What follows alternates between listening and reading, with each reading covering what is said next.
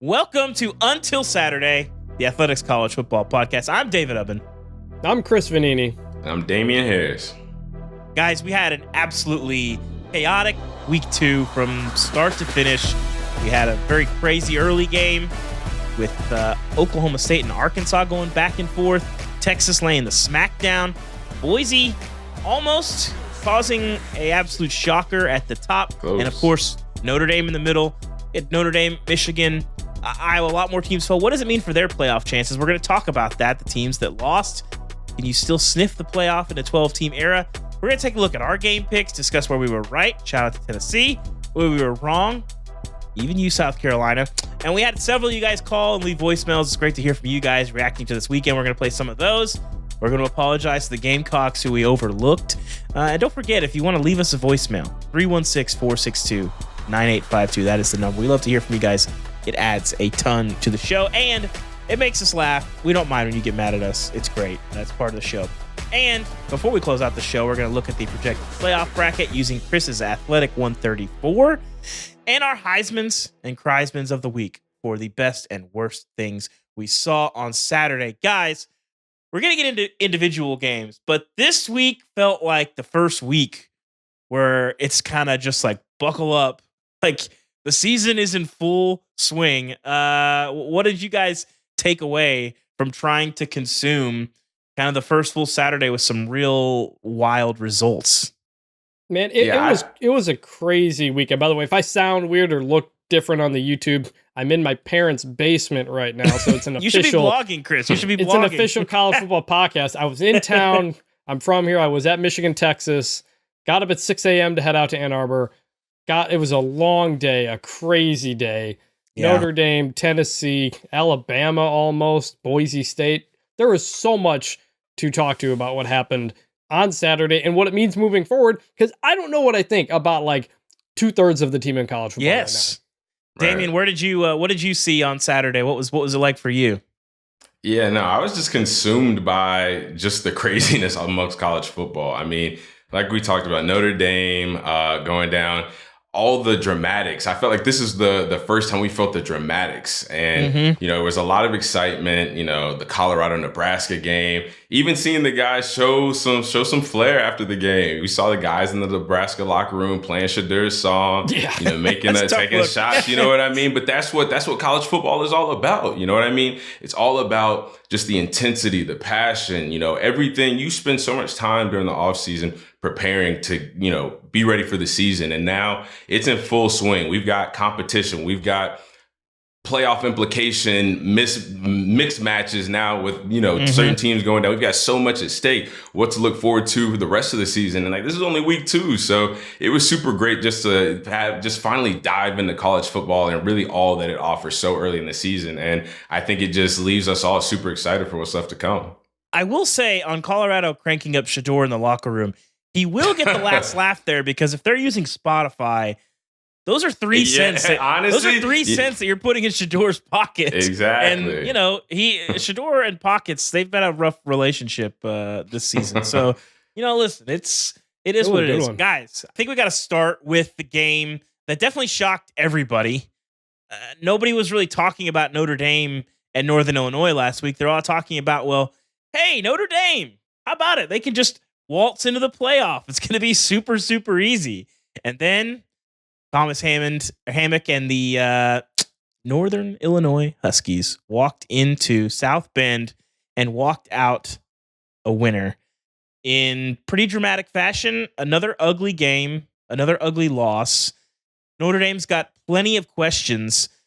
Damien, when you watched these two teams go head to head, what stood out to you about the way that we got here? Well, first of all, I saw a team that showed up to play, which was Northern Illinois, and I saw a team that didn't show up to play, which is obviously Notre Dame. And I think the whole game reflected that. I mean, offensively for Notre Dame, I mean, your offensive line played bad. Riley Leonard played bad. I mean, from there, where do you even go offensively? I mean, yeah, if you can run the ball, that can be effective, but if you don't show up anywhere else in the game offensively, you're not going to have much success at all. I just saw Northern Illinois kind of come out and play with the same passion that was channeled through the post-game interview by Thomas Hammock, that emotion, that he called those kids his kids. Like, these are like my kids, like talking about what they had been through and just seeing the emotion that he went through. Like, to me, that's what makes a team like Northern Illinois just show up and play. It doesn't matter who they're playing against. It doesn't matter that they're walking into the game against a Notre Dame team that now everybody's talking about, they won their week 1 game. Now, playoff opportunity for them. Like, they didn't care. They just came and showed up and wanted to play, and they wanted to play for Thomas Hammock. So I really just, like I said, I saw a team that showed up ready to play, a team that didn't, a team that completed the game in Northern Illinois. I think, again, all the emotions from their coach really showed through their performance. And that was a beautiful thing to watch. Yeah, we're going to hear from him a little bit later and his comments after the game, which I think really had a profound impact on people. On the Notre Dame side of things, Riley Leonard comes over from Duke. There is all of the, I don't know that I'd call it hype, but I think people were like, okay, yeah. Notre Dame, they got a piece here that can help them be a team that will be in the playoff mix. We'll talk more about their playoff hopes in a little bit. But Notre Dame, as it stands right now, is one of 5 teams in the country that hasn't thrown a touchdown pass. Riley Leonard, 0 of 2 on throws more than 20 yards down the field with an interception. 8 of 18 for 114 yards on 10 to 19-yard throws. He has looked pretty mortal as a passer. It raises a lot of big picture questions about where Notre Dame is. But Chris, in your Athletic 134, you have Northern Illinois, number 21. I believe that's the highest ranked G5 team. You have Notre Dame, number 22. How did you sort of wrestle with what to do with these two teams coming off of a game like that where Northern Illinois is a team that didn't have a lot of preseason buzz at all, but when you go win that game, it does change your fortunes. But how did you sort through these two teams? I mean, I ranked Northern Illinois 21, one spot ahead to Notre Dame, and to me it was pretty easy.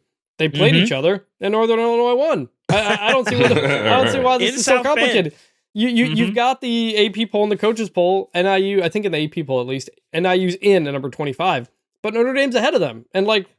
Why? We've only got a 2-game sample size here. Like, I still have Notre Dame in the top 25.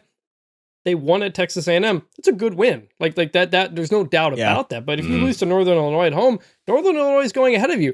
And like, put some respect on what Northern Illinois is doing here. This is the 3rd time in 4 years they have knocked off a Power 5 team. 3 years ago, they did it to Georgia Tech. Last year, they did it to Boston College in overtime. And this year, they do it to Notre Dame. So, like, this is a team that knows they can win these games. And Notre Dame finished with, like, 280 yards of offense. NIU was a top 25 statistical offense last year. They were top 25 in yards per play allowed and total yards allowed. So, like, the NIU defense has been doing some work. Riley Leonard looked horrible. And if you're Notre Dame now, you were looking after that Texas A&M when, hey, we could lose 1, maybe 2 games out of the difficult ones on the rest of our season. We'll still make the playoff. Now that's totally out of the air. A 10-2 Notre Dame team that has a loss to Northern Illinois may not be making the playoff at that point. Like, this blows up everything we thought. Because where are their good wins going to come from? We don't know what Texas A&M is going to be. USC, we'll see. Louisville, we'll see. Florida State's 0-2. Like, there's not a lot of good wins there. And so Notre Dame being down as far as they are now, they've got a lot of work to get back. And so this is an alarming loss for Notre Dame for a lot of reasons. But shout out NIU, who continues to do this, win these games against Power 5, not Power 4 opponents. Great job they're doing there. Chris, we may have to place a wager. I do not believe that a Notre Dame team sitting there at 10-2, regardless of the wins, that the committee is going to leave them out. I do not see a world in which that's happening. We'll talk a little bit more of that. Probably not. I'll give you a disclaimer. If you've got some Kleenex nearby, you might need it shortly. But if you missed Thomas Hammock's comments after the game, let's hear those. I'm so proud of our kids, the coaches, just everybody. They believed. They believed. And we came here and got it done. Where's this emotion coming from for you? All these guys that have been with our program, been through the ups and downs, and they continue to fight. It's like they my kids. I'm happy for the adversity to push through. No matter the situation, I just couldn't be more proud. I'm sorry. Dude, I love. Here's the thing. This is like college football at its absolute best because, there's 134 FBS teams, and there's some differences, but all those guys, the 100 guys, the walk-ons, the scholarship guys, they're all working really hard from the top of the roster to the bottom of the roster. Whether you're at Akron, who's really struggling, or you're at Georgia, whatever, those guys are all working really hard. And some guys get their moment in the sun, and some guys don't really. And typically, there have been a lot more guys that have come through Northern Illinois that haven't gotten a moment like that than those who have. And so when you see all that work get to show up and get to have a moment like that, man, it's special. It's special. And I think you can see Thomas Hammock, by the way, a NIU alum, that's his dream job. And when you have a guy who he was the running backs coach for the Ravens. Yes. He left that job, a good job, to come back to his alma mater to take this. And they won the MAC, I think, in his first or second year. They've kind of been up and down, but they've become kind of a consistent bowl team. Like, really solid coach, great guy to talk to, just always like direct and tells you how it is. He never sugarcoats anything. And so you got to be happy for him. That's as authentic as it comes. And that's as good as it gets in college football. Real quick, though, Chris, I still, on Notre Dame, I think it's too reactionary for people that are like, well, last week, Notre Dame's definitely in the playoff. They lose to Northern Illinois. The committee has shown us, going back to Virginia Tech, Ohio State in 2014, they do not care who you lose to. And you're right that the resume won't be great, okay? You're probably going to have, like Florida State, I'm willing to just throw off. We're not even going to call that a quality win, okay? But you still have Georgia Tech. You still have Louisville. You still have USC. USC, we'll talk about them later. USC low-key might be one of the 10, 15 best teams in the country. Yeah, don't be sleeping on USC. Around 12, around top 12. I'm with you, Dave. Don't sleep on them. So here's a question. Game, here's a question for both of you guys. Do we like that Notre Dame can lose to NIU and still have a shot at the playoff? Because that's like the whole 12-team thing. Not.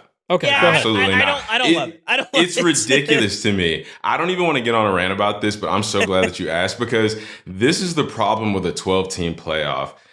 Does Notre Dame still have a chance to get in the playoff? Yes. Should they? No. College football is a sport where there are tiers. Unfortunately, I hate to say it, but there are tiers. Notre Dame is not in the tier with Georgia, with Alabama, with Texas. Like, they are not in that tier. They don't deserve a chance for a national championship. I'm sorry. I'm sorry to the people that may offend. I'm sorry for the people who want a chance to make this like March Madness, where a Cinderella story gets a chance to knock off a top dog. This is college football. This isn't March Madness. This isn't NBA where you get best of 7 series. This is going to be like Texas versus Notre Dame. Texas walks all over them in that game. If that was a 1 versus 12 matchup, Texas, who in my opinion is the best team in the country right now, they walk all over Notre Dame. And that's just not what we want to see. That's not championship caliber football. And so, to me, again, I'm sorry, I don't want to get on a rant, but that's the problem with getting to a 12-team playoff. I think it's too many teams. And again, we're sitting here having this conversation where we're like, yeah, the committee doesn't care who you lost to, so you can lose to NIU, which again, major respect to them. But you can lose to NIU and still potentially get in the playoffs. To me, that's not what college football championship standards should be. I totally hear that's where we're at. Yeah. I would add one thing, and I would just say, I love that this game had playoff implications for both teams, because now NIU is sitting as the highest ranked group of 5 team. And so the 12-team CFP does create a different dynamic there. This isn't a one-off for Northern Illinois. This is a game that could put them in the playoff in the future. I think that's cool. But I totally see both sides with Damien. I see where you're coming from, but I think it's really cool on the other side what that does for NIU. Agree. I think they're just, when you get in the playoff, there can be some valid point. We're going to have some riffraff. That's the reality of a playoff, is that you're going to have teams that, like, in the 12-team playoff team, deserve to be in the field, but like you said, Damien, are not in that top tier. When they play a team that is a national championship contender, there's going to be some humbling losses. Anyway, let's move on to Texas and Michigan. That is the game that you were at, Chris. Whew. I think I'll start off with this. Let's talk Texas. Let's talk Texas. So I was there. I was in Ann Arbor. Everybody in that stadium knew that game was over within like 3 or 4 drives. They just knew. You knew Texas was going to be able to move the ball enough. You knew Michigan wasn't going to be able to move the ball at all. And it was just a matter of time. And that score could have been a lot higher than it was. Texas really, for all gas, no brakes was definitely not the case in Ann Arbor, because they definitely had the brakes on in the fourth quarter there. But so that the scene was really cool scene. Weather was great. Love these non-conference matchups. It's Big Ten SEC now, technically. Do these on campus, on a campus, not on a neutral site. So shout out to both teams for doing this. Michigan's got Texas this year, Oklahoma in the next 2 years. Texas, they go to Texas after that. Praying these all stay on the schedule, because shout out to both those teams for doing it. But Texas is really, really good. Damien, you just said you think Texas is the best team in the country. You have the floor here. Tell me why that is, because I think I might agree with you. It's all because of Quinn Ewers. He's the best quarterback in the country. I mean, that's your answer. And I think people look at this game and say Quinn Ewers played well. He made some good plays. It looked very easy. Some of the things that he was doing were not easy. The way he was manipulating the pocket was not easy. The arm angles, the throws, it was not easy. He made it look easy. Like, Texas made this game look so easy for offensively, defensively. Like let's have this conversation. Did any of us expect Texas to, even though it was only 150 yards, that's not like running rampant, but did any of us expect for Texas to be able to run for 150 yards on this Michigan defense? I surely didn't. Yeah, probably if you guys did, probably not. If you guys did, then you tell me, but I didn't. So we can start there. I mean, they bullied them around at the point of attack, at the line of scrimmage, where I thought Michigan might have the advantage, and they did not. Michigan had no identity whatsoever. No rhythm, no flow. Offensively, Davis Warren looked lost from the first snap to the last snap. I mean, there was even some of the calls that they were making on third downs when they got Alec Orji in the game, it was just like, what was that? What are we doing? And I think that part of that is, yes, I think Michigan just didn't show up ready to play. But at the same time, I think Texas just made this game look way easier than what people think. And I think that that's just because Texas is a good football team. And obviously it starts with Quinn Ewers. Yeah, I think you go back to the Bama game last year, and it felt like to me in that game, like Texas, they had to put the engine into the red a little bit to get out of there with the win. It's like, right. y'all didn't have to be superheroes, but like that's like the best version of Texas that we've seen in a long time. Michigan, last year everybody kept asking, well, what if Michigan finds a team and plays a team that they can't just run over? They can't just run over them. They never ran into that team. They just won. They ran their way to the national championship. Well, in week 2 this year, they ran into a team that they could not run on, and you don't have J.J. McCarthy anymore. Your offensive line is a little bit worse. Your defense was okay, but it's not an elite unit like it was a season ago. And when they don't have that running game, they can't establish it. They don't really have an answer against really, really good teams. When they're playing the middle of the pack in the Big Ten, I still think they'll be okay. I'm not selling all my Michigan stock. I think they could still be an 8-9 win team. But they're definitely not, to go back to your tiers, discussion, Damien. I think that clearly there was some suggestion that like maybe they won't fall off. Yeah, maybe they won't fall off, but they clearly have. And I think they're slightly worse on defense, but offensively, they just don't have any answers when they can't just bully people on the line of scrimmage. And there's going to be more teams they play that they can't bully. And I don't know what the answer is for them, but Texas really impressed me. Sharon Moore deserves criticism for not putting this roster in a better position. Yes, Jim Harbaugh left late. Yes, they missed the winter portal. So you missed a key moment to find some guys. But they didn't get a ton out of the spring portal either. At least they didn't get the difference makers that they need, whether that's receiver, whether that's quarterback or whatever. I don't know what the plan was at quarterback. Davis Warren, amazing story, cancer survivor. Austin Meek wrote a great story on him last week. Inspiring story. He's not the guy, and he's very, very clearly not the guy. It seems clear to me the problem with Michigan's offense is that Alex Orji was supposed to take the job, and he didn't. He did not improve enough in spring camp, fall camp to be the guy to do it, in which case they're still just running read options with him on third downs, and it's going nowhere. And it's a real problem. And in Texas, Damien, I'm with you. I have Texas number 2 just because Georgia's win against Clemson, I think, was better. Right. But I wrote after the game the same thing, and that we got to really put respect on Quinn Ewers' name. I know he's won big games. I know he's a Heisman leader. I know he gets a lot of praise, but I'm walking around the tailgates before the game, and I saw more Arch Manning jerseys than I saw Quinn Ewers jerseys. I'm sitting. Don't get me started on that. Please don't do it. So I go down to the tunnel, and the Texas fans toward the end of the game, I'm above the tunnel, and the fans are like, "Is Arch going to get in? Is Arch going to get in?" They want to see Arch. And think about the Dr. Pepper Quinn Ewers commercial. The entire thing is the idea is talking about backup and talking about Arch Manning. Like, Quinn Ewers just won at Alabama and Michigan. I'm pretty sure no quarterback in college football history has ever done that in back-to-back years. We looked it up. We couldn't find one. Like, this guy brought Texas back. This guy was a 5-star recruit and brought Texas where it was supposed to go. And so many people are still being like, well, but what about Arch Manning? What about Arch Manning? We see the numbers on the stories that we read about Arch Manning, the YouTube videos about Arch Manning. Mm-hmm. People go crazy. Put some respect on Quinn Ewers' name, because he's probably the best quarterback in the country right now. He deserves a lot more credit than he's getting. He won that game on Saturday more than anybody else. He's been fantastic. Let me ask y'all this. Mm-hmm. Quinn Ewers is the best Texas quarterback since who? Gotta be Colt, right? Yeah, I guess you'd have to probably say Colt. I mean, Colt. I gotta say Colt. This is where it gets complicated, because that 2008, 2009 era Texas team, they were pretty good on defense. You know, they had Roy Miller and some of these other guys, but they couldn't run the ball. Colt carried those teams. Like, he was their running game. He didn't have a lot of run support. Their offensive line was okay, but you know, they had like Trey Newton and Cody Johnson, those guys. They could not run the ball. This team is a lot more balanced, and I think the defense is probably slightly better. I mean, we'll see. It's a long season. It's only week 2. They haven't really been super tested, but definitely the best quarterback since Colt. I think that there's definitely, I mean, if he gets them to the playoff, to the national championship, dare I say wins the national championship, I think certainly it's a Vince and Quinn conversation. Thank you. That's really what I wanted to get into. But to your point, Chris, Quinn Ewers has brought Texas back. So people need to appreciate that, because you're looking for something that's right in front of you. Mm-hmm.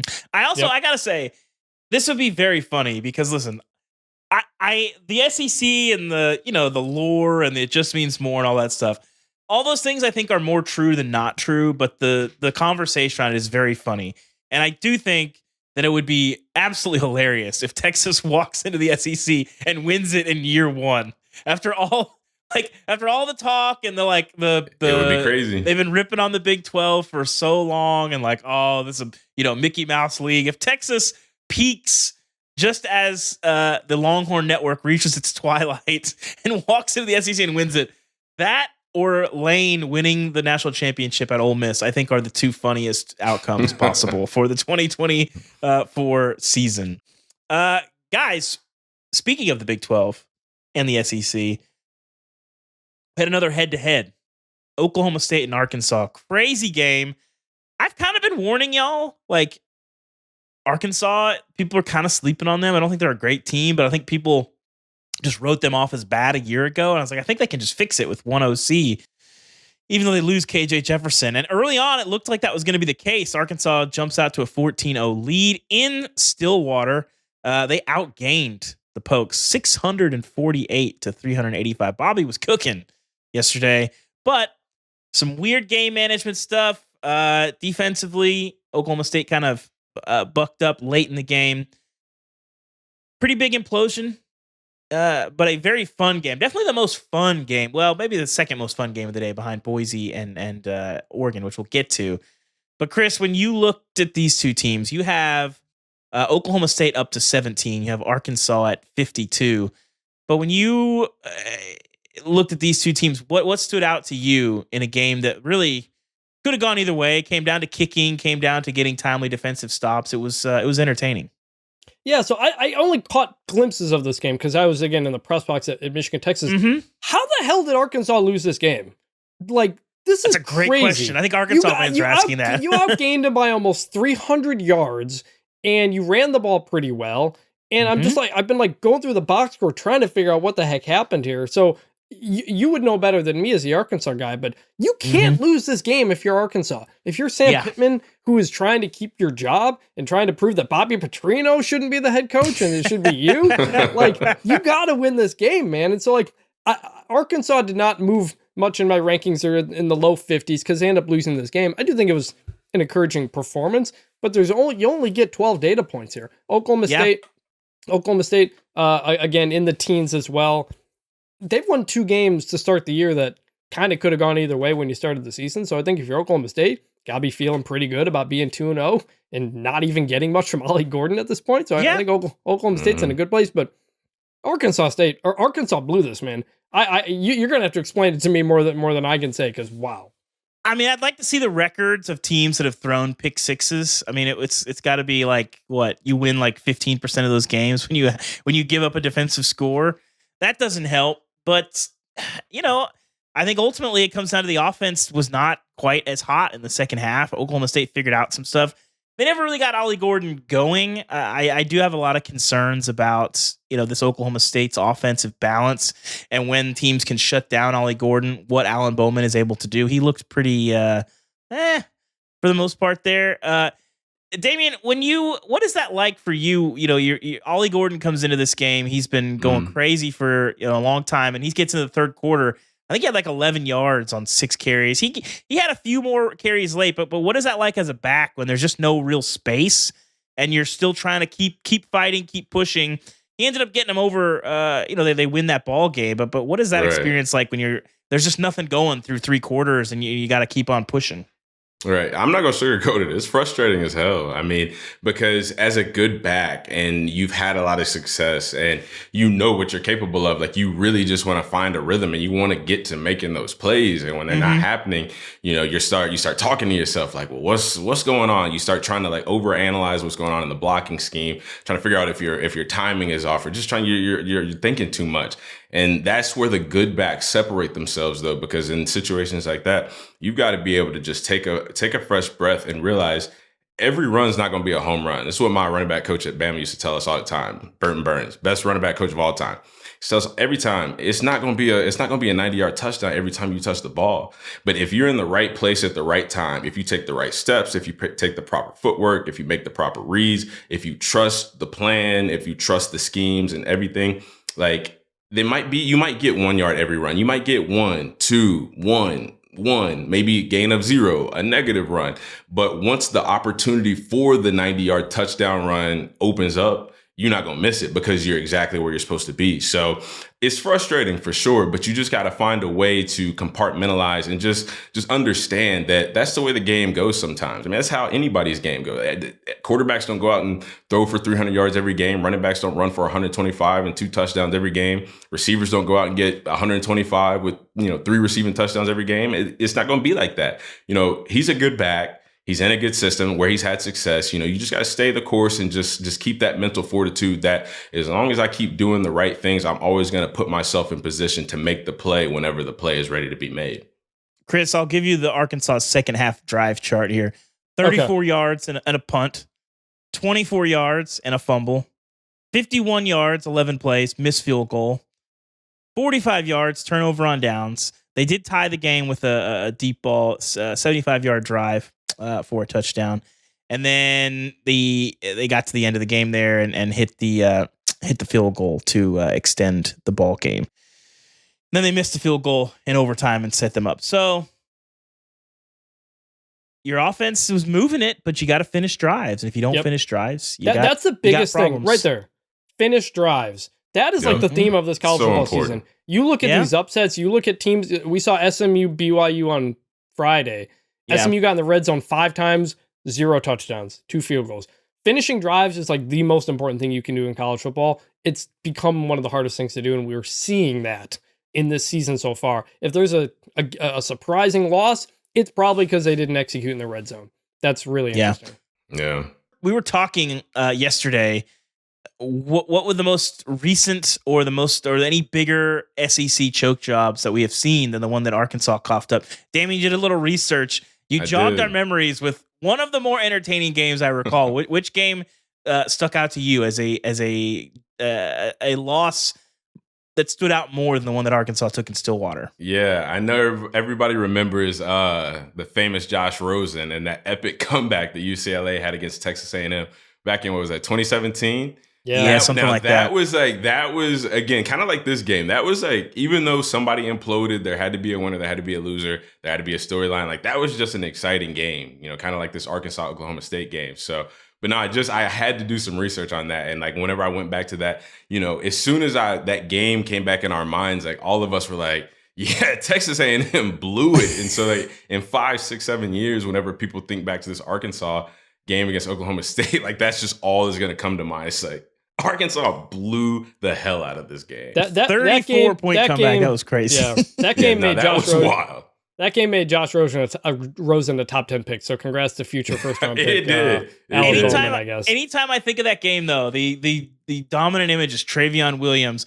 After I think they went up 34-0, taking the scepter from the Aggie band and like marching off the field. It was like, it's like famous photos before disaster. That's the one that stands out to me. You never want to be that guy. Well, in less fun games, but more compelling games, we had Cyhawk on Saturday. Always intriguing. I have been high on Iowa State. I like them to compete for the Big 12 this year. But I also thought, well, we got some improved offense from Iowa. We saw a little bit of that in the second half. Iowa was basically in control of this game for the entire game until they weren't. And I will say that the loudest cheer of pregame in Lincoln, Nebraska was when they showed on the Jumbotron Iowa State kicking a 54-yard field goal. Kyle Conradi, who had not kicked a collegiate field goal before yesterday. It's a 54-yarder to win 20-19. Damien, when you watched this game, well, what was kind of your major takeaway from watching the Hawkeyes sort of stumble around in the second half and lose this ball game? Yeah, they lost this game because Cade McNamara got outplayed by Rocco Beck. And that was so obvious in the second half. And in a game like this, it's not super entertaining. There's not a ton of action. You need your quarterbacks to just step up and make plays. Yeah. Rocco Beck made plays. Cade McNamara didn't make plays in the second half. That was really the story of it. I mean, in the second half, he was 3 for 10 for 19 yards and 2 interceptions. That's not going to win you a football game. I mean, no, it's going to win you a game. Like you said, they were in control until they weren't, and they weren't because of their quarterback. So if you see, there's no way, because as we all know and love to say, this is a quarterback-driven game. So if your quarterback plays like trash, then the end result is going to be what we saw. So that was just really the story for me. Shout out to Matt Campbell. I was super excited for him because in Iowa State's recent history, like this is the most successful that they've been. Yet they've been 1-6 against Iowa in this rivalry game. So for him to get a big win in this series, that was huge. So hopefully they get him like an extension or something. I think John Heacock, one of the more underrated coordinators in the country, and if he's going up against an offense that they don't respect balance, you're going to have a tough time. Chris, what did you take away from this one? Yeah, I only saw the fourth quarter live because I was walking out of Michigan State and watching this on my phone. By the way, YouTube TV now has quad box on your phone, which is like, they're like tiny, but too small. It's I was watching it on the plane. It's crazy how much we got of that now. But I mean, shout out Rocco Beck, quarterback at Iowa State, to hit those big passing plays in the second half. I think he had 4 passes of at least 20 yards in the second half against Iowa. Like, that is hard to do. Nobody does that. So that was something we hadn't seen before. And, I'm with you, and I think I had Iowa State winning the Big 12 in my preseason pick. So this was a big one to get. They always lose this game. Even when they have pretty good seasons, they lose this game. So you win this game now to set you up going into a wide open Big 12. I think you're in a really good spot there. If you're Iowa, this might be like the step back. I think based on this game, the defense is not what it was the last couple of years. The last couple of Iowa defenses would not allow what happened in that second half. And also, we've now seen 4 halves of Iowa football. 3 of them have been terrible on offense again. So, other than that second half of the first game. So, I don't know. I'm not feeling great. I've got Iowa State up to 13 in my rankings. I like them. This is a good win on the road. Iowa tumbles down to 24, just in that top 25 for right now, but it's not trending in a good way after that. And again, Iowa State, Utah, teams that I think we thought would be right there in the mix for the Big 12 championship. That's where they're sitting in the rankings right now. And I also think this game was instructive of kind of the new era of college football and the way we have to think about seasons. The Big 12 is pretty wide open, but if you're looking for, at-large wins, like Iowa State could win the Big 12, but if you don't, and you are Iowa State and you win 9 or 10 games, a win like this in non-conference can be the kind of win that separates you from somebody else and gets you that bump up. And maybe you grab that 10, 11 seed, maybe if you're hanging out there and you don't have to win the Big 12 to get into the field. This is why I think you know teams are I think you're going to see them schedule a little tougher, and these are games that can really make a difference. And I think it's going to take fans a little while to get adjusted to that. But Cyhawk, always compelling, never pretty, and once again this year another example. Now, a game that was both pretty and compelling and pretty off the rails. Oregon survives Boise State, and Ashton Jeanty, another unbelievable performance from him. Shoot, dude is fun. That 70-yard run that he had in the second half to tie the ball game was just like, this dude is another level. Chris, when you look at these two teams, I don't know. This is really interesting on both sides because with Oregon, all three sides. 2 games in a row. There's 3 sides to this game. Was the difference in the game?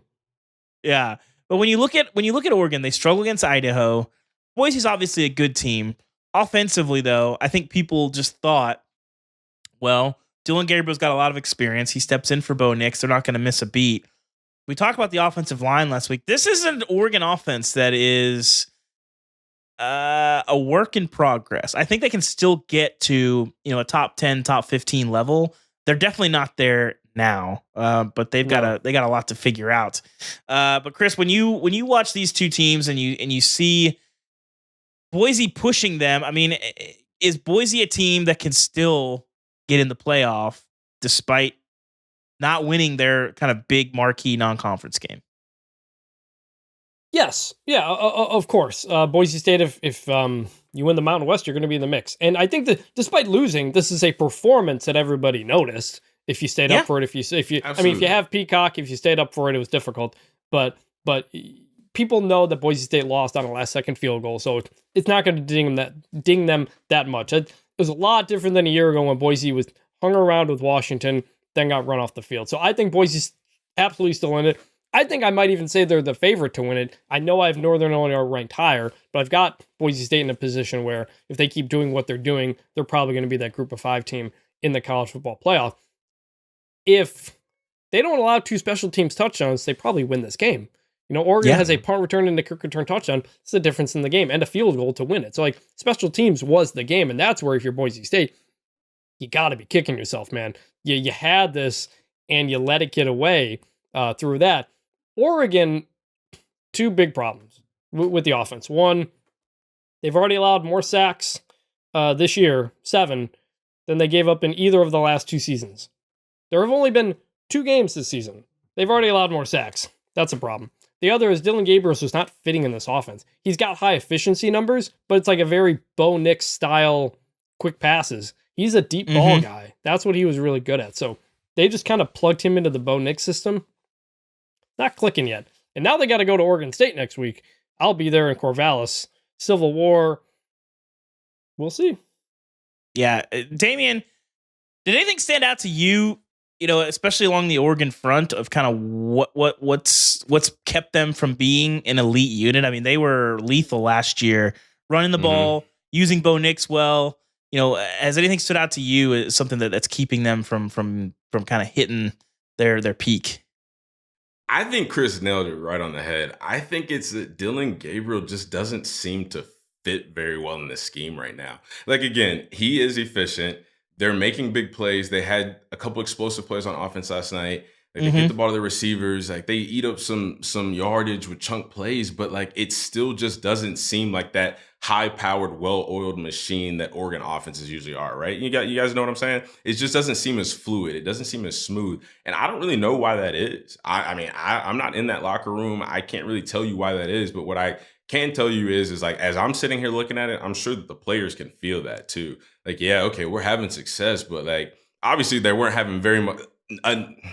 Well, let me say this. With the help of special teams, they had just enough success last night.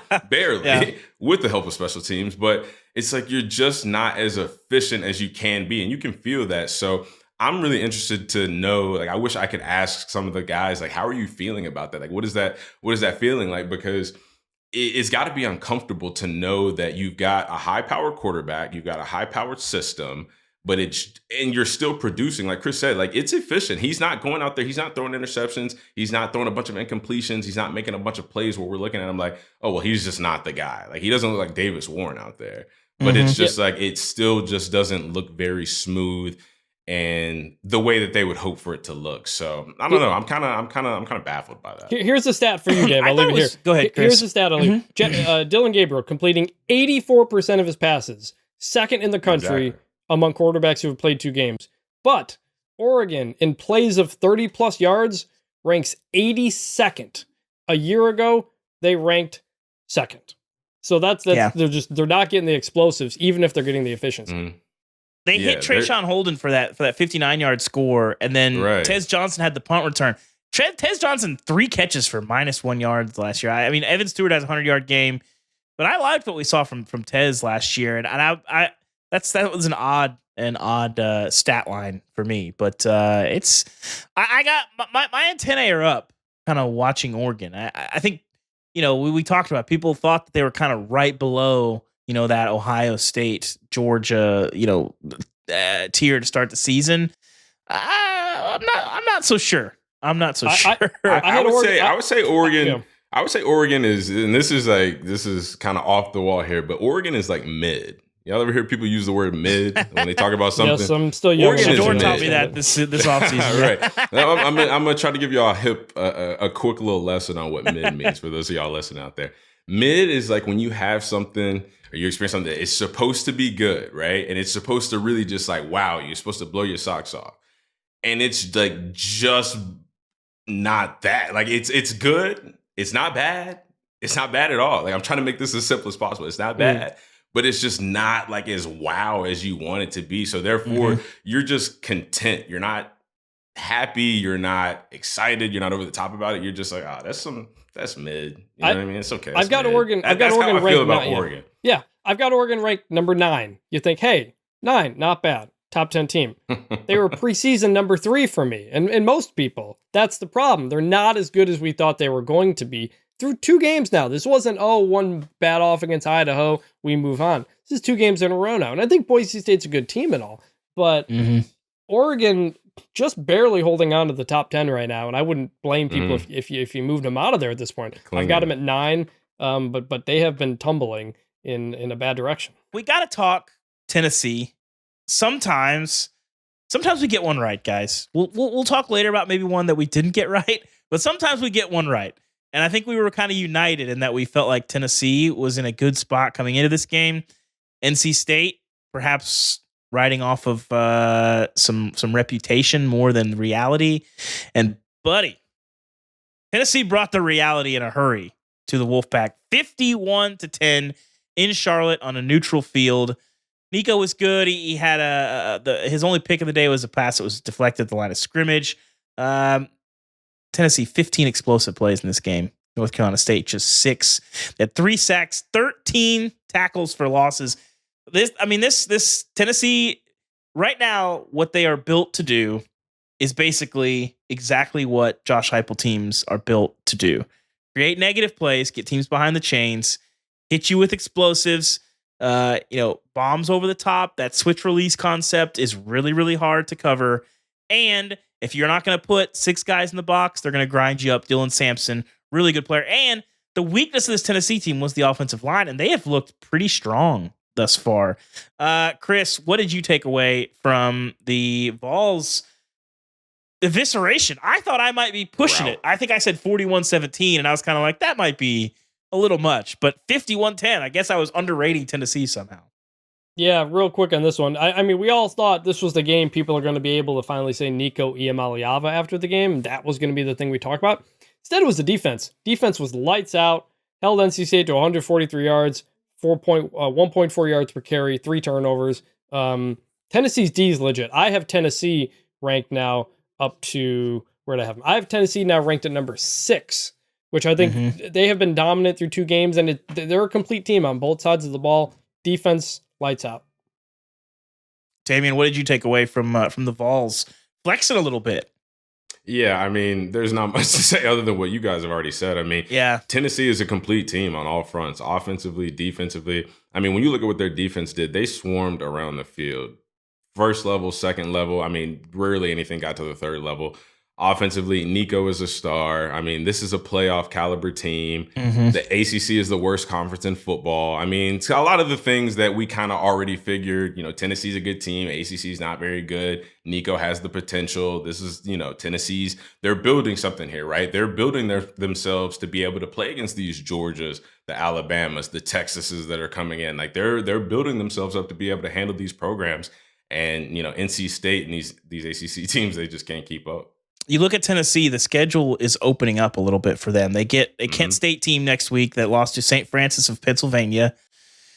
Then they go to Oklahoma, who put up 16 points with, adding a safety late against a Houston team that got run off the field by UNLV a week earlier. And they play at Arkansas. We've talked about them. They get Florida after that, which we'll see what Florida is. DJ Lagway might have injected a little bit of life into them. We'll see. It's a little early to tell. And then they get Bama on the third Saturday in October. That's going to be a really interesting one. Speaking of teams that are back, fellas, where are we at on Clemson? 3 points last week against Georgia, and we kind of warned you guys. I think I said, that was really bad. And definitely Clemson is not on the top tier, but Georgia might be really, really, really good.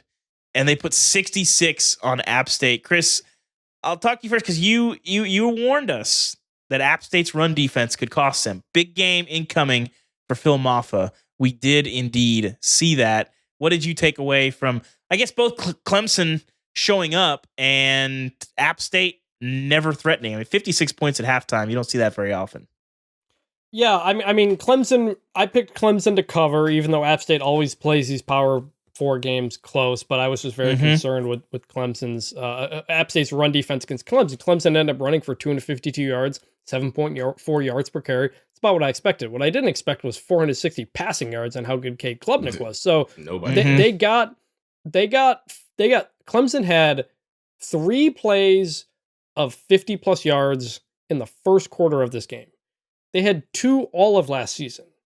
So there's the explosiveness you want to see. And maybe Georgia's just really good at stopping it. We'll see. I'm not saying Clemson's back, but I'm saying maybe Clemson's going to be in that ACC mix more than we thought a week ago. Yeah, I think that's the question. Is Miami clearly still looks like the class of the conference. Florida State, I'm willing to kind of write them off. Clemson, I'm going to watch them. Damien, 1 to 10, how much more back are you into Clemson after this one? Give me a second. I have conflicting thoughts. There's the honest opinion, and I just don't. I don't like Clemson. It's I know what they voice, stand for. The hater on your shoulder. Dabo's whining. They're not good. No, I'm back on a little bit. I'm not. Yeah. I'm not putting Clemson in any type of tier close to national championship, contender, anything like that. But what I will say is, as a competitor, as somebody who played and competed, and I know what it feels like in that locker room whenever it feels like the world is against you and everybody's talking bad about you, everybody's writing you off, all this stuff. But as competitors, starting with Dabo, starting with Cade Klubnik, to just go out there and have a performance like that in itself, that tells me a lot about this team. That tells me that they're not just writing off the season. When I watched Florida State in week 2, I just wrote them off because I'm they've lied down. They're done for the whole season. Give it up for them. As a competitor, you just want to come out and be the type of program that we know Clemson can be. Again, I know I've said that this is a production-based business, and all the things that Clemson and Dabo Swinney have done in the past don't matter now. But Dabo Swinney is still there. He is still capable of implementing that same structure, that same success. I know we talk about what they did or didn't do in the transfer portal, what his morals are on that. Well, find a way then. If you're not going to do it one way, find a way to win. And granted, this is an App State team that they should have taken care of. They should have beaten. They did it. They did it convincingly. Well, that's what you've got to do. So if you're going to lose to a Georgia team and get blown out and then people are going to write you off, what can you do next week? What's the only thing you can do? Go out, have a better performance and show people, listen, keep Clemson's name out your mouth this week. Last week, you were talking bad about us. Now this week, keep our names out your mouth. And I think that's what Clemson did. So just to see that competitive nature, that's good to see. Regardless of how you feel about the team, the school, the coach, the colors, that was good to see. Well, last week we talked about on the Picks show, the weirdest line of the week was Illinois, 4-point underdog at home against a Kansas team that, gave them the business a year ago. A lot of preseason hope for them, and Kansas goes to Champaign and loses. Rough game for Jalen Daniels. 3 interceptions and a fumble. Threw 1 pick 6. Xavier Scott, 8 tackles, had 2 picks. MVP. Yep. Luke Altmaier did not commit those same turnovers. This is an interesting game. I think I took the contrarian pick here. I think I took Illinois because I was like, I don't know that I can really explain to you why, other than that everybody thinks KU is going to win this game, and I think it's possible that Brett Bielema kind of uglies this one up a little bit.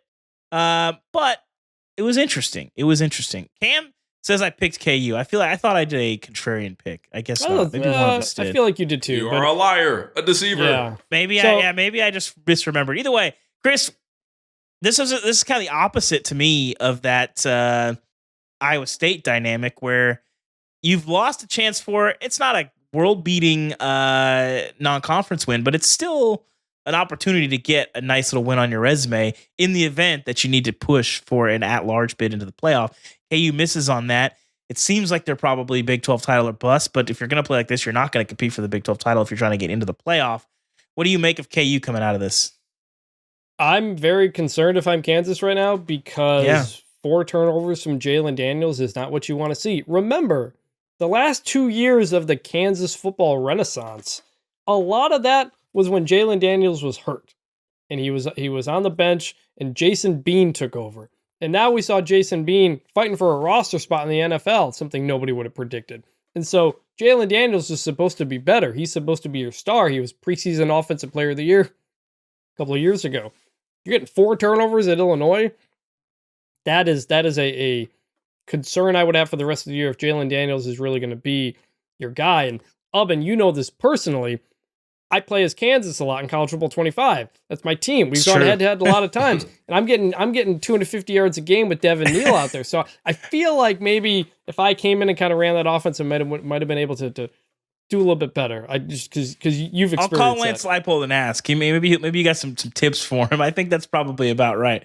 Meanwhile, I'll be showing the world how to use DJ Giddens and Avery Johnson out of the read option scheme there. Guys, why have none of us ever played? We keep talking about NCAA. We got to get you on here, Damien. We got to get you on there, Damien. The problem, part of it is, so when the game first came out, I was still on paternity leave, so I was playing a little bit more. Okay.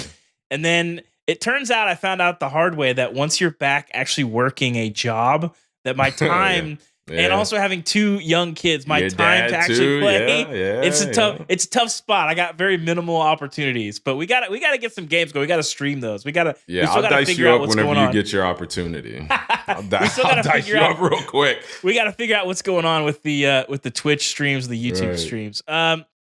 Guys, we got to get a little bit of a recap of our picks, and we're gonna go over some games also.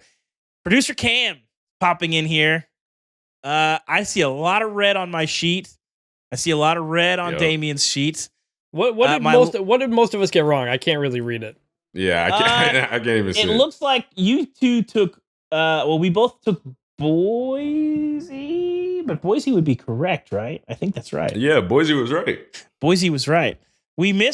We definitely missed on Colorado. Chris, you took Nebraska. Didn't you If I can real quick, we had this discussion before Thursday's show about being specific or explicit about what we were picking. So I took these as straight up. No one said to cover. No, the red, unless you said to cover. All right. I had you picking straight up. All right. So in the future, and we had some listeners call in about being explicit about this stuff, I think we could be better about delineating our exact picks. But I do have in red the straight up. So we were all in on Tennessee. I still think we should find a way to keep a tally of what we got wrong or right. This is true. I'm keeping my own tally.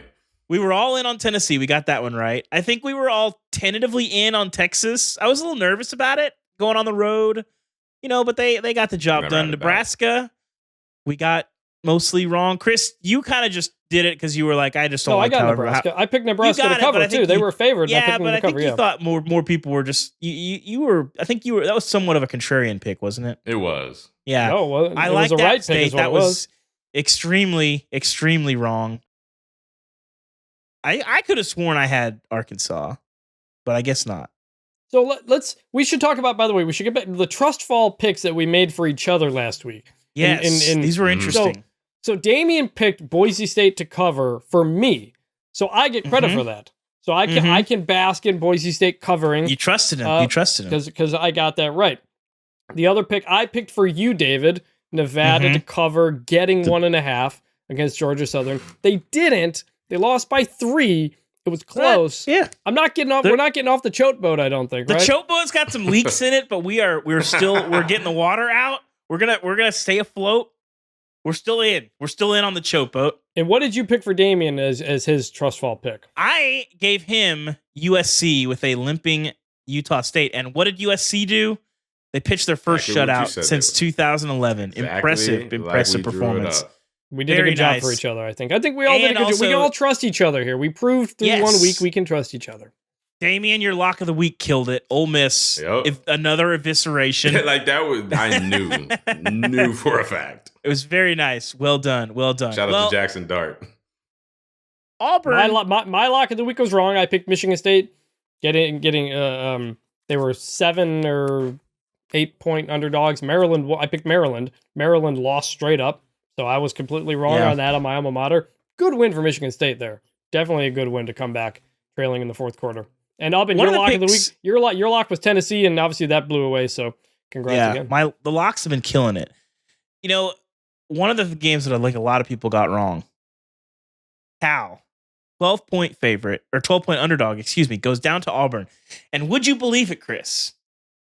But an SEC team loses a shocking game, and the people of the Plains were furious. We got a voicemail from an Auburn fan who had some thoughts coming off of the Tigers' loss. How you doing, Until Saturday crew? This is Levi. I'm calling from New Jersey. I'm a long-suffering Auburn fan.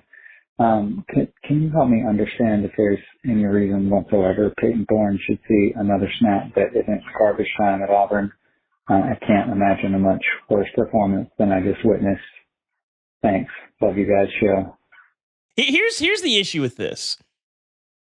There's no other option, okay? Robbie Ashford is not on the roster anymore. I get Holden. People think Holden Gariner might put some juice in it. But the reality is that Auburn did not really pursue heavily in the portal anybody else. And I think we've seen this before with some quarterbacks where the coaching staff loves a guy. Maybe I can't speak this as explicitly what's happening at Auburn. So I've seen it a lot where a coaching staff loves what a guy does off the field and how, he does what they want him to do and all these things. And that clouds sometimes their judgment of his on-field limitations. And I feel like that might be where we're at with Peyton Thorne.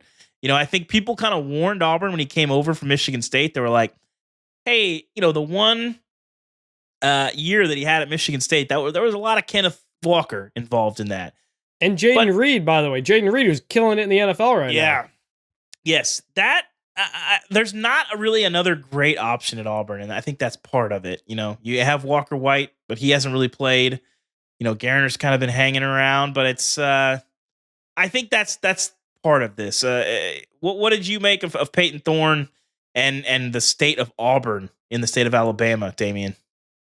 Yeah, no, it made me really happy to hear an Auburn fan say that he's been suffering for a long time. So that actually, I took issue with that. By the way, you won a national title less than 15 years ago. Played for another a couple years later. Yeah, a lot of fan bases would take that. Listen, be miserable.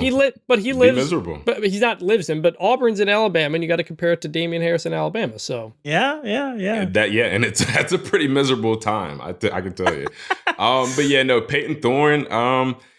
Again, due to lack of options, it might be your only option, but that doesn't make it a good option. So, watching him play really made me think of this thing that Bill used to say all the time, and it's, you can't win until you keep from losing. And 4 interceptions will get you beat 9 times out of 10. Like, just play the percentages. I mean, turnover ratio is one of the most important stats when it comes to winning and losing. So you have 4 turnovers, you're going to lose 9 out of 10 games, especially not just whenever, it's a fumble here, an interception here, a turnover on downs there. Like when your quarterback turns the ball over 4 times, your fearless leader turns the ball over 4 times, you're not going to win very many games. So like I said, just because it's your only option doesn't mean it's a good one. So I can't say that I hope Auburn goes up from here, just because, again, I do love their misery. So I'm just gonna leave them with that. I don't know what else you can. I don't know what else you can do here. Is Walker White's the only other option, 4-star guy, but he's not DJ Lagway, who like Florida went to, and you can kind of do some things. Yeah. Kind of got to figure it out. Yeah, the 4 interceptions, you could say maybe the last one was like a Hail Mary, but he also threw one in the end zone that got taken away off of a pass interference. So it's not good. And the offense as a whole, they're not protecting well. Don't think the receivers play very well in this game. It's kind of a wholesale thing, but Peyton Thorne's not the guy who's going to get it done for you at this point. Mm-hmm. One game that we were united on and didn't have a lot of hesitation on. We thought Kentucky was going to get it done at home against South Carolina. And all South Carolina did as a 10-point underdog was win by 25 points, 31-6. This was legitimately, I would say, the most shocking result. I mean, I think this might maybe even more shocking than Notre Dame. Like the one that sort of made you say, like, huh? More than anything on Saturday. And, of course, South Carolina fan had to call in and let us hear about it. Hi, fellas. Fan of the show. John from Charlotte here. Hoping to see a little bit of accountability for the lazy Gamecock takes of this past week. Sure hope they shut a lot of people up with the performance against Kentucky. Question is now, how do you reset the expectations on the team, and what do you expect to see moving forward? The 7 looks really, really strong on the defensive side. Get some receivers to step up, and you got Rocket there. The run game's going to be solid this year. I don't know why this team can't win 7 or 8 games. You guys tell me why, I guess. Statement win on the road.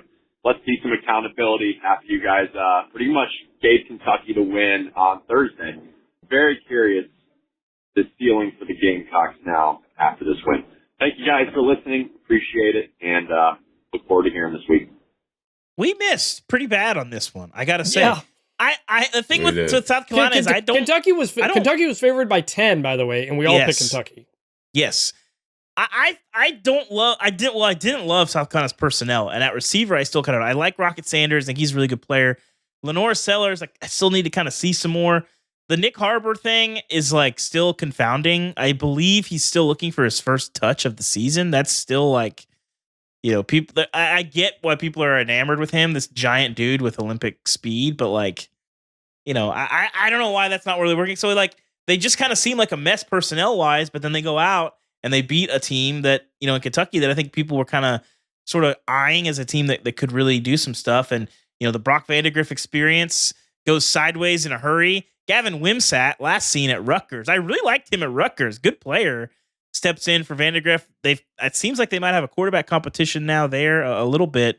But Chris, what did you make of that outcome there? South Carolina, I don't know. I mean, I think we talked about it on the last show. Sometimes people South Carolina never has these expectations, and you look up and they win 7, 8, 9 games. A lot of the time under Shane Beamer. So I don't know that resetting expectations, because I didn't really know what the expectations were. But what did you take away from this game?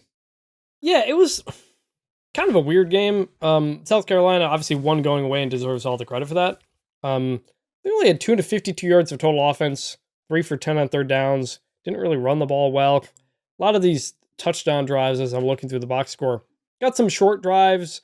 Got a pick 6 late, or in the fourth quarter, I mean. So I think all my bigger takeaway out of this is actually Kentucky may have some big time problems, but South Carolina's defensive line is legit. Yeah. They get after the quarterback in a huge way. They got dudes there, and that could keep you in a lot of games. Otherwise, Kentucky could do nothing in this game. So shout out South Carolina. I don't know what the future schedule looks like, but in terms of getting to 6-7 wins, I think that's possible. You still got Akron on the schedule. Texas A&M, we'll see what they are. You got Wofford. So, I mean, that gets you to 4 wins. Vanderbilt's on the schedule. It is a schedule that's doable for sure. You got Ole Miss and Bama back-to-back, but other than that, Ole Miss and Bama, and they got Missouri late and Clemson. So, I absolutely think this is a South Carolina team that could come out with 7 wins for sure. Yeah. College game day coming to town this week, and that's South Carolina is. I think we're probably we're sleeping on their. Yeah, it was a weird pick, but I think we're sleeping on the defense and focusing too much on they don't really have a lot of sexy guys in the passing game, right? People like Rocket, but we're sleeping on the defense. What did you see from the defense that stood out to you, Damien?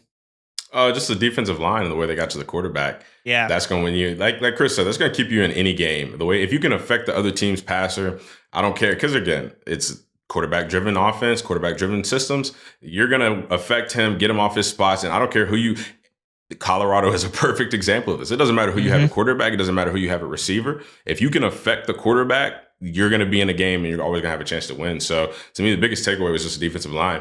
But I'm kind of with what was our man's name that called in? What was our guy's name? I missed his name.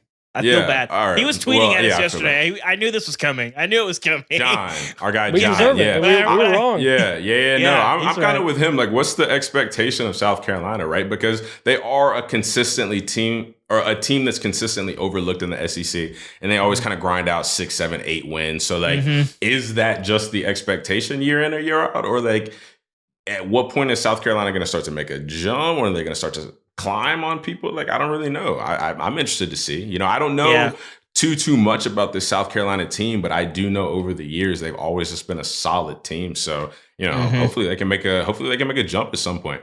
It'll be interesting. Damien, nice segue to our next game. We haven't really talked about I knew it was coming. The game that I was at, Nebraska and Colorado, which was really interesting on both sides. I did come away pretty impressed with Dylan Raiola, but we got a voicemail from Nebraska. Hey guys, it's Sam. Love the show. Just calling in today to express my own cautious optimism growing about Nebraska. Obviously, huge win. Seeing them figure that out. Really just a huge half. I don't know about the second half, all the penalties, and it got kind of messy. But a win is a win, especially against a rival. Wondering about, there's all this talk about, can this team be undefeated going up against Ohio State? There are some roadblocks there. What's the outlook that you think in Nebraska? Do you think it's finally trending the right way? Not is Nebraska back, but is Nebraska trending in the right direction? And how much does Damien love Dante Dowdell? That dude can run the rock. So love the show. Looking forward to your reaction show. Thanks, guys. Great question. I love me a good dude that can tote the pill now. Don't get me too fired up, man. Anybody that can tote the pill. Like, having guys that can affect the game in such an impressive way in the run game. Like, I always think of this as, and again, going back to my old running back coach, he used to talk about body blows. Like, every time you run the ball, you're giving body blows to the defense. You're just wearing them down to where either at some point you can go and make the knockout punch, or, your quarterback makes a big play over the top because you run the ball so effectively. Like, that's the job of a great back. So, man, I'm in love with the guy. Like, he runs the ball well, and he takes a lot of pressure off Dylan Raiola. I mean, Dylan Raiola doesn't have to go out there and be Superman. He doesn't have to go out there and air the ball out every single play because he's got a dynamic runner. So I like him. And I think too, I came away with this pretty impressed with Nebraska.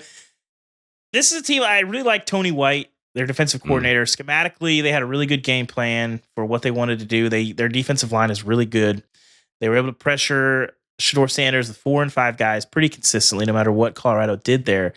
But for Colorado last year, they didn't have a ton of playmakers in the passing game. The Jeff Sims experience was not one that any Nebraska fan enjoyed. That's about as kindly as I can say that. And when you upgrade to Dylan Raiola, who,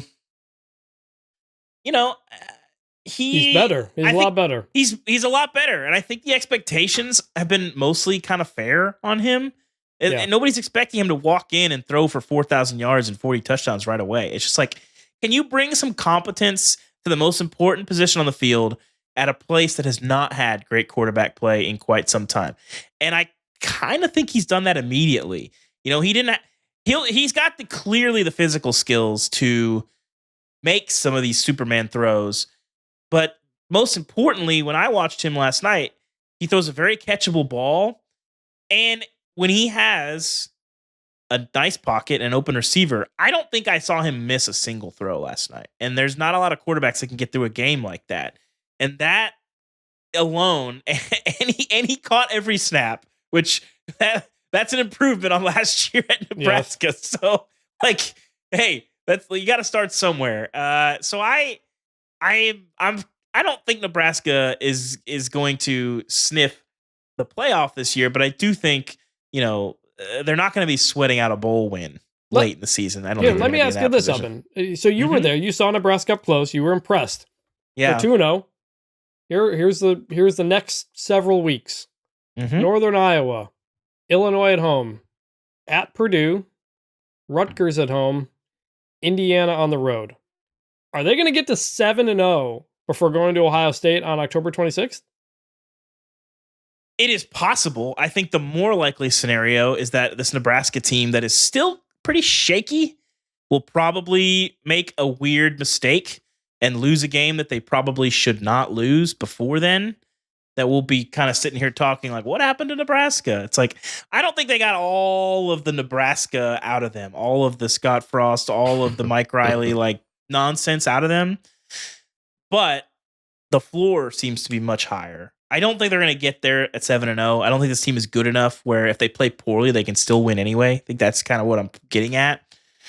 But 6-1, definitely. I think ultimately, it's been so long, like 6-7 years since you've been to a bowl game. You got to get there first. I think regardless of whatever happens this season, if Matt Rule gets them to the postseason in year 2, everything else on top of that is gravy. And that's a weird place to be in Nebraska, but it's a nice place to be if you're Matt Rule. I mean, compared to like where Kalen DeBoer's at, where he's having to deal with so much expectation at Alabama, and you're taking over a situation that's obviously a much better situation, but there's a lot more pressure on you. I think Matt Rule seems happy. I mean, all the videos and all the, the clips and behind the scenes stuff that you see from Nebraska, I see Matt Rule having a roster that is buying into what he does. I think it's pretty easy to do that. I mean, there's a reason why Matt Rule has not coached in Texas in like, what's it been, 6 years, 5 years? I don't know. It's been a while.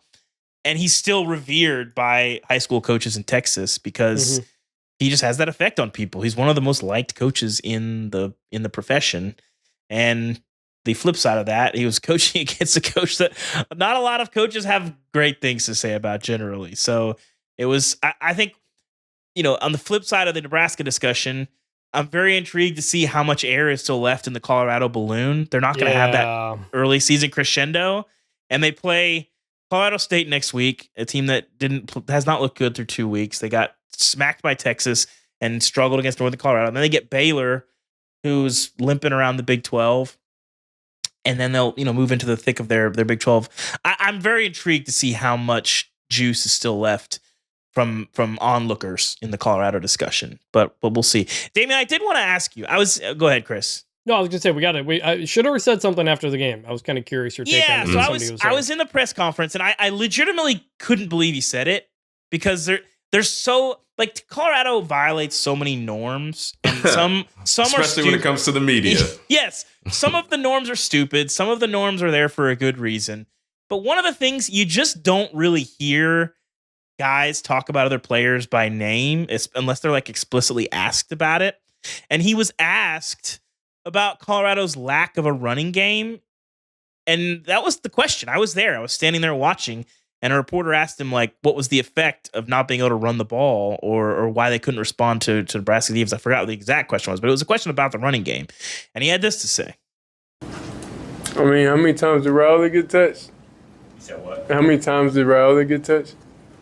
They was able, like, of course, whenever you're able to run the ball consistently and whenever you're able to, then that opens up the pass, But it's just like you got to understand, like, what your team good at.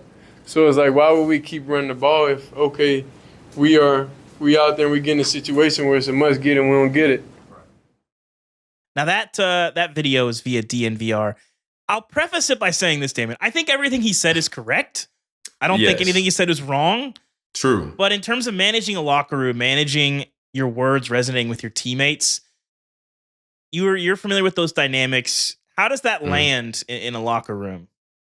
Well, I can tell you his teammates feel about 2 feet tall right now, and they're embarrassed, and they feel like, I talk about, your quarterback's supposed to be your fearless leader. Like, essentially, he just turned his back on you. And I don't think that that's dramatic to say at all, because in all of my years of being a fan of this game and, watching people, like, I've rarely seen, if ever, a guy just so blatantly like, nobody around me is helping me. Now, granted, there was a lot of truth to what he said. Yeah, so that's what complicates it. Is he's not? Yeah, let's not misconstrue this. Let's not get this twisted like he was out there speaking false narratives.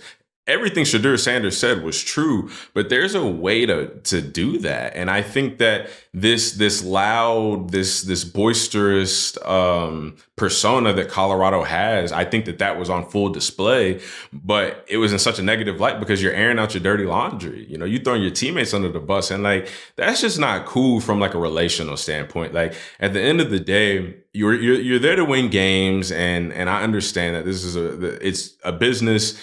And the winning of games is important, but like one thing that guys like me that are retired and some of the other guys that I still keep in touch with, like when we look back on it, yeah, the national championships were great. All the road trips were great, but it's like the camaraderie, the brotherhood that we built. Like I still got guys from Bama that I stay on the phone with all the time.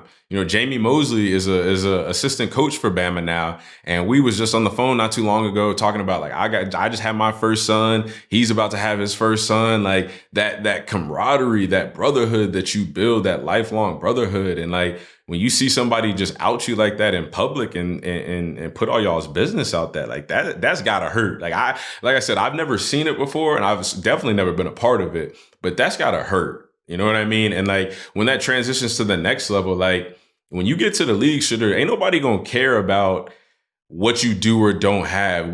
People are gonna care about how you perform and if you produce wins, because that is the nature of the business. So when you get to the next level, is that going to be your mindset? Because like if you want to be a high pick, if you want to be a top pick, you're probably going to go to a team that's not very good. So are you going to go there? And like if you're rebuilding a program and you're starting from ground zero, are you going to throw your teammates under the bus? Like, well, you know, this is a rebuild. So I mean, you know, what do I really have to work with? You know what I mean? It's just kind of there's so many layers to it, and I truly could go on and on and on.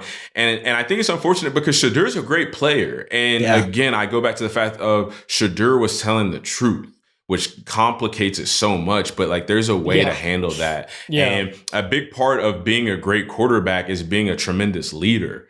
And to be a great leader, you have to know how to handle conflict. You have to know how to look internally and be like we're not good. Like you can say everything that he said, you can call it players. Well, there were times we called players only meetings all the time where Coach Say wasn't even in there and we address stuff like that. Like get all the guys together and be like, listen, we're one of the last in the bottom top 10 or worst 10 in yards per carry the past 2 years in a row. How is that supposed to help us win? You don't have to direct that to yourself. How is that supposed to help me? But how is that going to help all of us win? You know, you want to get a running back's attention. You averaging 2 yards a carry. How's that going to get you to the league? Like, there's all types of ways. You know what I mean? So it's not even 2 yards a carry. It's 1.6 yards per carry. That's how bad it is. Like, we're rounding up. If it's 5 or above, give it a shove. I just want to see him handle it better. Shedeur handled it really well last year. Yeah. The book's out on Colorado. Everybody knows how to defend this team. They're not going to run the ball. They're not even going to try. You only got to put 4 or 5 guys in the box. And you can get pressure on Shedeur, drop everybody back. As long as you don't allow the deep balls, they're not going to be able to move the ball. Shedeur's numbers were not good until garbage time in this game either. And so, like, you know, the defense is like a little better, I guess, like second half shutout and all that. But like, everybody knows how to play Colorado now. They're the same team they were last year. They're not any better. And you take away Travis Hunter, and there's not much left you can do. There's not much left Colorado can do. And I think that does not bode well for the rest of the season. Mm-hmm. Before we get into our last segment, we got to give a shout out to G.J. Kinney and the Texas State Bobcats. Big mover. They got Arizona State next week, Chris. If they win that game, Texas State becomes a really serious candidate for the playoff, which is quite a thing to say. They beat UTSA 49-10 on Saturday. They beat them. They beat them, and then they chirped. And then they chirped a lot afterward. I don't know if you saw, but they were calling them basically little birdies and stuff like that. And they admitted that they were holding stuff back.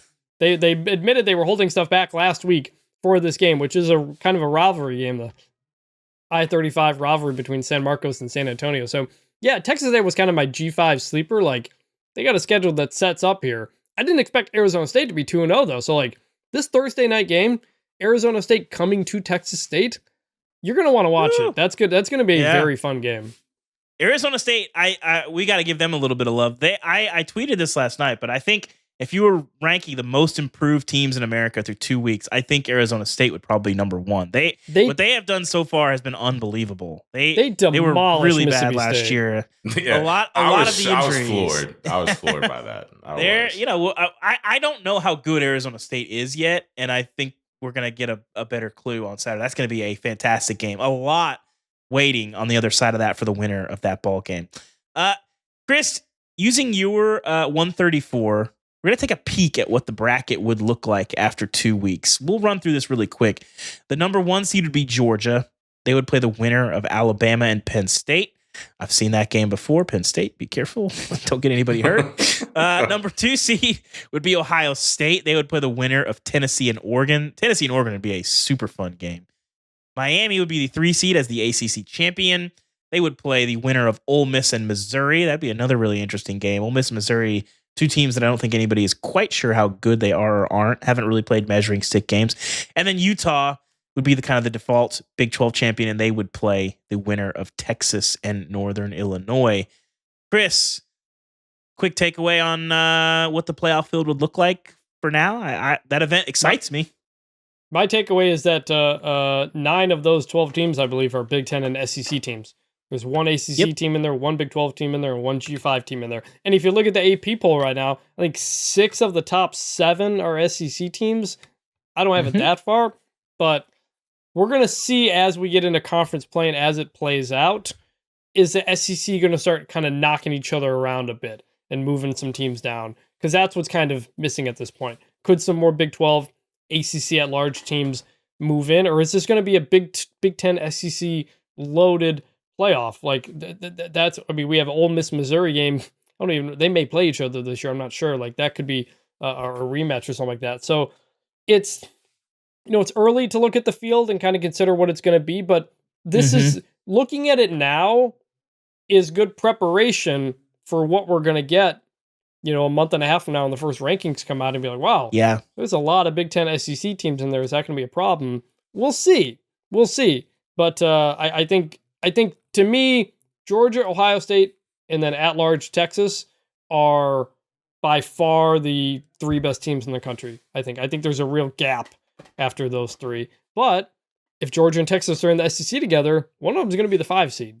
And that does not bode well for the Group of 5 team.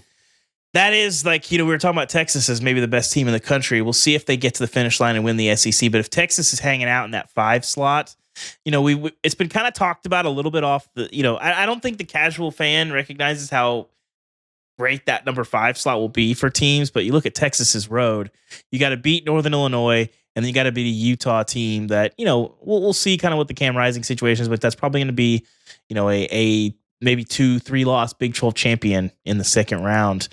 I like that path if I'm Texas. Damien, no Boise State in there. Your guy Ashton Jeanty, massive start to his season. Are you sad at the prospect of a playoff without Ashton Jeanty participating? Yeah, because that's an opportunity for him to shine and just continue to cement the fact that he's the best running back in college football. And obviously playoff games, more NFL scouts are going to be there, and there's going to be more eyes, more exposure, more opportunity. So Boise State better find a way to get in this playoff, because my boy Ashton Jeanty, he deserves to showcase his skill at the top level. Like, I know earlier I was talking about there's tiers in college football, right? And there's a more dominant team than not in a situation like this, right? Say you somehow work Boise State in this game against Texas, right? They're the 12 seed. Texas wins this game easily, right? I think they win this game sure-handedly. But Ashton Jeanty still has a great game, and NFL GMs, head coaches are looking at him like, this is the top team.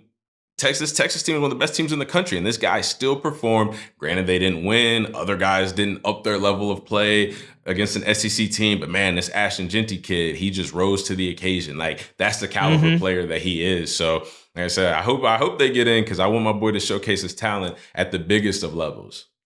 By the way, let's move on. Craziest part of all this, by the way, Ashton Jeanty is averaging 10 yards per carry on the season through 10 games. That is. And they play 2 pretty good teams. Like, Oregon is a top 10 team, and Georgia Southern's like solid. He's got 3 runs of 70 yards this season. The rest of the country has about 10 as a whole, 70-yard runs. I said, he's awesome. The best back in college football, and I don't think it's close either. He's awesome, man. He was fun to watch last night. All right, we'll close the show, guys.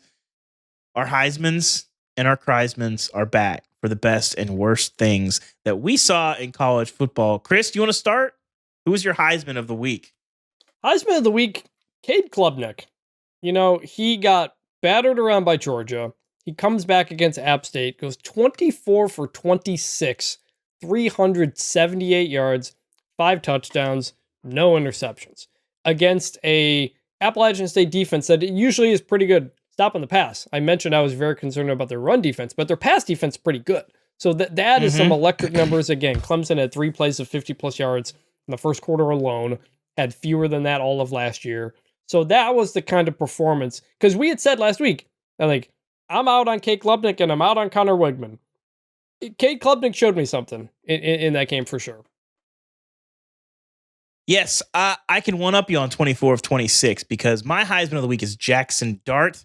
Old Anakin Skywalker himself completed 24 of his first 24 passes for 354 yards. That broke the SEC record of 23 straight completions. That was T. Martin's record. He set that in 1998. Yeah. And he broke Ole Miss's record set by Matt Corral of 19 completions in 2020. That was also 30 consecutive completions going back to last week. Ole Miss, I really want to see them play a big-time game because I don't know how good this team is. And if you told me this was one of the 3 best teams in the country, I can't say that I'd be floored. I'm skeptical of that idea, but the roster is solid, and Jackson Dart is playing some really good football. Damien, who is your Heisman of the week? Honestly, we could have just segued right into it because you guys are going to get tired of hearing me talk about Ashton Jeanty because this kid is amazing. I mean, he's got 192 yards. Yeah, man, he's got 459 rushing yards. He's got 9 touchdowns in 2 games. Like, get me a running back in New York for the Heisman Trophy ceremony. Like, when was the last time we even had a running back in New York for the Heisman ceremony? You guys know? I feel like it's been a little bit. Jonathan Taylor is probably there. It's been too damn long. I can tell you that. Like, you know what? He's my Heisman leader right now. If I had to pick somebody right now, especially like the G5 standouts. Yeah, exactly. If he's not your Heisman leader through 2 weeks, I don't know what college football you're watching. He's got to be. And let's not make this subjective, right? Let's just talk about statistics. Let's talk about efficiency. Let's talk about being the best player on the field. I feel like every time Ashton Jeanty steps on the field, he is undoubtedly, like, if you're not looking at, who's the quarterback? Like, if you're just looking, who's the best player on the field? He is the best player on the field. So then you pair that with his stats. I mean, he's averaging 10 yards a carry. Clearly, he's averaging about 4.5 touchdowns a game. If he can continue that, imagine what his numbers are going to look like at the end of the year. And then you can't, I'm sorry, but if you got a running back that's 15 plus 100 yards, 20-something touchdowns, averaging 8-something yards a carry, a good Boise State who we could be looking at, which again, remind me of their schedule. Who do they have coming up? Because I know this was a tough loss for them. They should have won. They barely lost, but this would have been a good one for them to have. But I think they can make, based on their schedule, I think they can be pretty successful down the stretch. So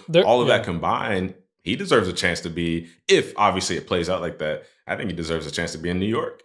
Upcoming games, Portland State, Washington State, Utah State, and then you're into Mountain West play. So it's like, exactly, keep doing right? This. Like if again, with the stats projecting the way that they would be, if they run the table the rest of the way, like send them to New York, because you're not gonna be able to convince me that there are 3 or 4 other players that are better or more valuable than him. I did look it up, Damien.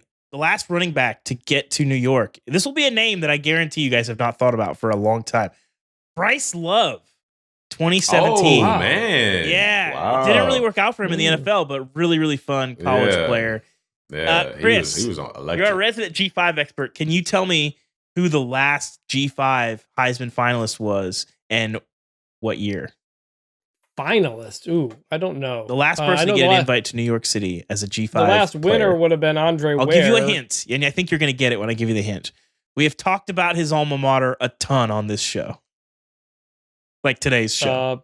Kellen Moore. No. Jordan Lynch of Northern Illinois University, 2013. He was a really, really fun player too. Shout out to Maction. So I would like to see a G5 guy, and I would like to see a running back in New York as well. My Criesman of the week, Utah. Let's have a chat. They were rolling over Baylor. Baylor looked pretty hapless, and then Cam Rising hurts multiple of his fingers. I believe he was assaulted by a Gatorade jug on the sidelines and did not play in the second half. And Utah did not score in the second half. And I think we've had so much conversation about Utah. It's like, well, Utah's the Big 12 favorite, but can Cam Rising stay healthy? And this wasn't a knee injury, and finger injuries on a throwing hand seem less than ideal. And this was a problem. It was a problem. And if that's going to be the case and they're going to miss Cam Rising for any extended period of time, now or later, it doesn't bode well for this team's situation, especially against a Baylor defense that hasn't exactly been setting the world on fire. Chris, who is your Criesman of the week? Criesman of the week, Trent Dilfer and the UAB Blazers. Now, 2 years ago, Bill Clark stepped down in the offseason. I think it might have been in the summer. He was the head coach of UAB, brought him back. Mm-hmm. Really good coach. He retires. He retires at a time of year where he can sort of pick his successor to at least have a full interim season. That successor was Brian Vincent, the offensive coordinator who had been with him for a long time. Brian Vincent goes 7-6 as the interim head coach. UAB does not hire him for the job. UAB instead hires Trent Dilfer. What happened on Saturday? Brian Vincent, now the head coach at ULM, shellacks UAB 32-6. ULM dominating UAB, the school that wouldn't hire him for the job. He takes ULM, which has been one of the worst programs in the country for a while, beats UAB, which had been a Conference USA champion. So he's got ULM moving in a big way. That's a positive. But for UAB, you tried to make the big splash with the Trent Dilfer hire. Very odd decision that a lot of people had a lot of questions about when you made that move. I visited Trent in UAB. I came away thinking, I don't know. We've never seen something like this before. It is not going well. Dilfer now has 3 FBS wins in his first 14 FBS games for UAB. They are the Criesman. Damien, who's your Criesman of the week? Yeah, I'm going back to Colorado because I live by a saying, and I'm going to mince it for the sake of this podcast, keeping it clean. But when you pat somebody on the behind, they poop in your hand. So use some expletives in there if you'd like to for your imagining pleasures. But, all week I talked about Shedeur Sanders, Jimmy Horn Jr., Travis Hunter, like this big three. They can mitigate the lack thereof talent for the rest of their team, right? Mm-hmm. They can make up for that because they're electrifying and they can make big plays. I thought in week one, Shedeur played well enough to I thought in week one, he showed that he could play without being protected. Mm-hmm. Pockets were collapsing. It wasn't any improvement in the offensive line, protected him, whatever. That was the story, right? And I talked all week about how great these three were. They were going to make plays, right? And to see, obviously, one Shedeur's, I add that into this category, his post-game debacle. But the way that Travis Hunter acted on the field last night, it drove me up a wall. And I mean, this dude literally cried and complained almost the entire game. Like, he cried at first because he wasn't getting the ball. Then they started giving him the ball. Then he was crying because it wasn't the plays that he wanted. Then he was crying because Shedeur wasn't throwing the ball where he expected it to be, and just stomping, jumping up and down on the field, waving his arms. There was a report that, he was sitting on a bench 20 yards away from all the rest of his teammates, literally just crying on the field. And like, what are we doing? Like, I actually got in an argument on social media with a fan. It wasn't really an argument. I would call it more of a back and forth. Somebody was talking about they showed a video. I think it was Bleacher now Report. You're a real member of the media, by the way. If you're getting in Twitter fights with people, that makes you an official media I'm fully member. invested. I'm fully invested. But I think it was like Bleacher Report showed a clip of Travis Hunter being frustrated and everything. Yeah. And so I had commented on it. And I was just like, turn that energy into leadership and try to elevate the play of the guys around you, because that's what leaders do, right?